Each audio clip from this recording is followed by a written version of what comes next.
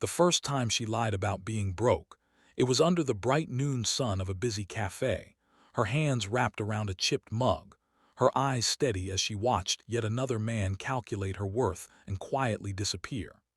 In that moment, Elena Royce felt the familiar ache settle in her chest, the ache that came from knowing how quickly respect vanished when money was removed from the picture. By day, she was the CEO of a fast-growing logistics empire. By choice, she spent her weekends pretending to be someone with nothing but hope. She had faked being broke on every blind date for 3 years, not because she enjoyed the deception, but because she was searching for something wealth had never bought her: truth. If this opening already made you feel something, please take a second to like, comment, share, and subscribe to Life Spark Stories if you believe in kindness and second chances. Your support helps stories like this reach hearts that need them. Elena's challenge was never attracting attention.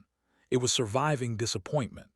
Each daytime meeting ended the same way: polite smiles, awkward pauses, and a sudden excuse about a forgotten appointment.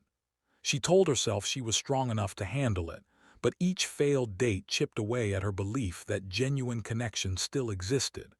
She had grown up in foster homes, learning early that love often came with conditions.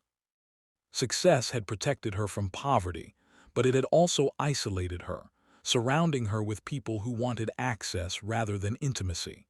So she kept testing the world, hoping someone would pass a test she never revealed.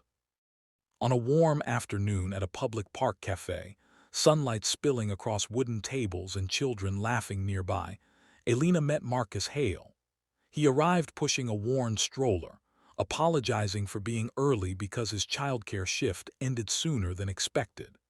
He was a single father, a community center janitor by night, and someone who carried exhaustion in his posture and quiet pride in his eyes.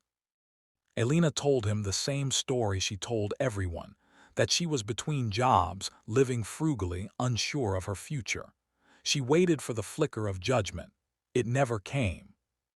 Instead, Marcus spoke about small joys: packing lunches at sunrise, fixing broken swings at the park, saving coins for his son's second-hand bike. He never asked what she owned or what she earned. He asked what made her laugh, what scared her, what she hoped tomorrow might look like. As the afternoon passed, Elena felt something unfamiliar: ease. There was no performance, no calculating glances, only a gentle presence that made the world feel quieter. Their relationship unfolded in daylight moments: shared sandwiches on park benches, library visits where Marcus's son napped against his shoulder, volunteer afternoons repainting community walls. Elena struggled internally, carrying the weight of her secret. She watched Marcus stretch every dollar, choosing kindness even when life gave him little back. He paid for ice cream with loose change, never embarrassed, always grateful. Each time he insisted on paying for her coffee despite his limited means, something inside her broke open. The test she never revealed was already being passed, again and again. But the truth has a way of demanding daylight. One afternoon, Elena invited Marcus to a charity open house, telling him it was a free community event. As he stepped into the glass building and saw her photo on the towering banner, realization dawned. The air shifted. Elena expected anger, humiliation, or disappointment. What she saw instead was pain, not from the lie itself, but from the fear that she had never trusted him with the truth. Marcus withdrew quietly over the next few days, giving Elena the space she feared most. She wrestled with guilt, questioning whether her test had been cruel, whether she had mistaken caution for wisdom. For the first time in years, she risked vulnerability without a safety net. She went to the community center in broad daylight, dressed simply, no titles attached, and volunteered alongside him, cleaning floors and fixing shelves. She showed him her real self through action, not explanation. Time softened the hurt. Marcus saw her humility, her willingness to stand where he stood, and her courage to admit fear. He understood that her lie was born from loneliness, not superiority. What united them was not money or status, but resilience and compassion. Just before the ending of this story, we have a special request. Please comment "Kindness Still Matters" if you believe real love is about character, not comfort.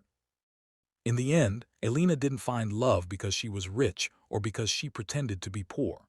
She found it because one man, carrying the weight of responsibility and hope, chose to see her heart before anything else.